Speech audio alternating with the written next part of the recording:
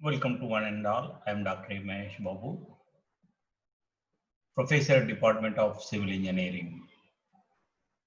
Nalla Narasimha Education Society's group of institutions integrated campus. Estimation, quantity surveying and valuation. In it for I explained different type of specification to find out the rate analysis of different items. Today, I'm going to explain detailed specification for reinforcement concrete structure. First of all, what is reinforced concrete structure? In previous videos, we studied about PCC, that is plain cement concrete. In RCC, where you are having reinforcement like beams, columns, slabs, all in the beams, chajjas, etc. In this detailed specification of reinforcement cement concrete, steel reinforcement shall be mild steel or high yield steel, that is FE 250 or 415, as explained in previous topics. And the standard specification and shall be free from corrosion, loose, rust, scale, oil, grease, paint. So these should not be there for steel when we are going to use in the construction. It should be free from corrosion and rust scale, and there should not be any oil or paint. Generally, what will happen in slabs, they will have oil. Okay, you should see that oil should not be there because there should be good bond between RCC and that is concrete and reinforcement. So if oil is there, there may not be good bond between steel and concrete. So you should see that there should not be any oil or grease around the steel, and it should be free from corrosion, and it should have a standard specification as mentioned in IS code book. Here, this steel bar shall be round and bend without any fracture. Whenever we want to bend, as per structural details, it should not be crack. Any cracks should not be developed in the steel reinforcement bars. So bars be hooked and bent accurately, placed in place as per drawing, together with 20 SWZ handheld steel by and their point of intersection. See bars, how the properties, they should be bent in proper way. Whatever the drawing measurements given in the drawings, we should bend in such way that it should be same exactly measurements in the drawings. So the bars should be hooked properly. See, bars can be bent by applying gradually when motion. Bars even 40 mm also can be bent by healing or dull red and allowed to cool slowly without immersing in the water. So whenever you are going higher diameter of the bar, it is difficult to bend. Nowadays, there are latest technology available. Many equipments are available in the market to bend bars. So for a 12 mm up to 16 mm, it is easy for labor to bend. There is no problem. For 40 mm, they have to take technically, they have to bend in proper way. And as possible as giants avoid giants in the middle of the slab, and overlap should be given 40 diameters as per designs code book IS 456, and hooks be at end properly provided.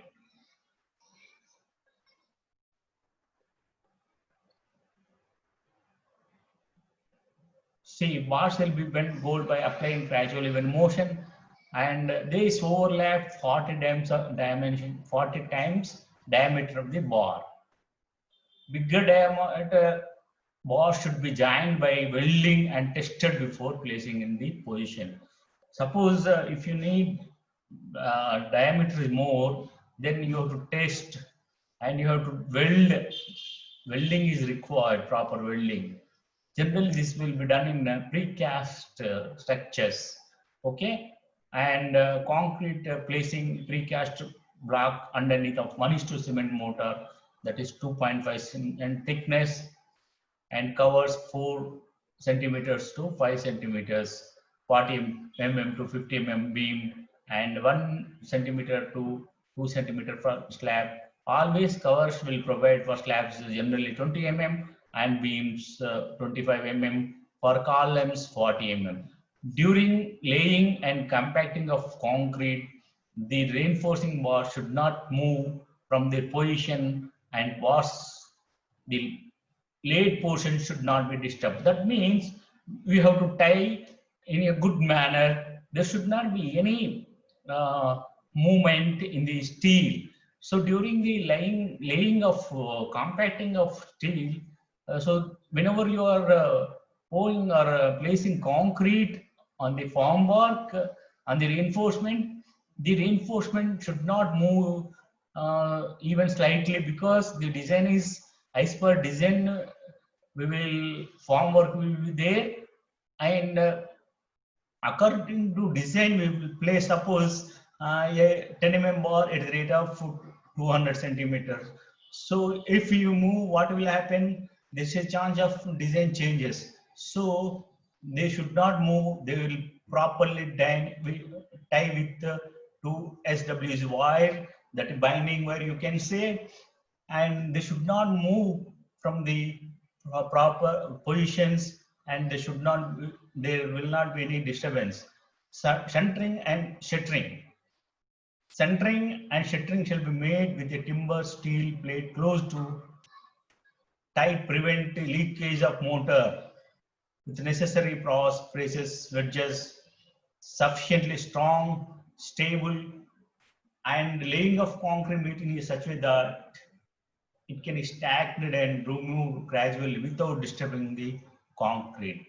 See, centering, and we should have good centering and shuttering with necessary supports, sufficiently strong, and they should not heal whenever you are laying the concrete.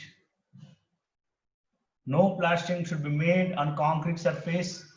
A coating of oil washing should be applied over shuttering, or paper should be sprayed to have a smooth and finished surface to prevent adherence of concrete. See, to prevent adherence of concrete, generally what in the practically we will do, we'll have a this oil or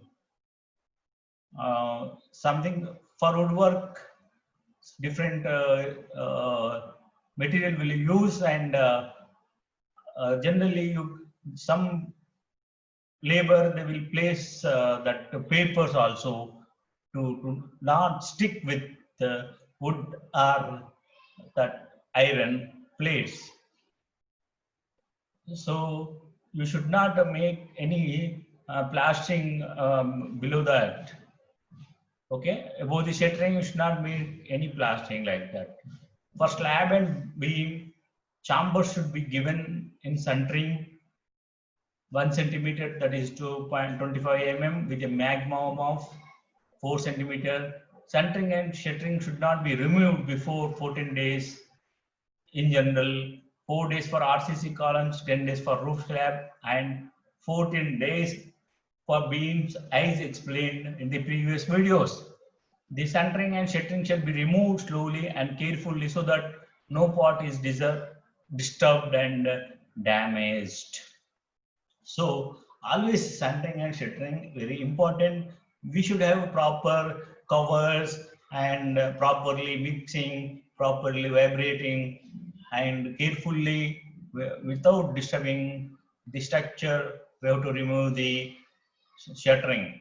Formwork shall be removed for RC's column after 4 days, and for roof slabs 10 days, and other beams 14 days. And this also depend upon the slab, span. Okay, different different formwork as per AS456 given in the, they have different time for different shuttering to remove from the structure. So cement concrete shall be 1:4 proportions by aluminum slabs, beams, lintels, and 1.5:3 for columns unless otherwise specified. Generally, all RC structure except footings, all remaining structures are made with nominal mix of M20, that is 1:1.5:3. That is 1 is cement, 1.5 is to sand, and 3 is to coarse aggregates.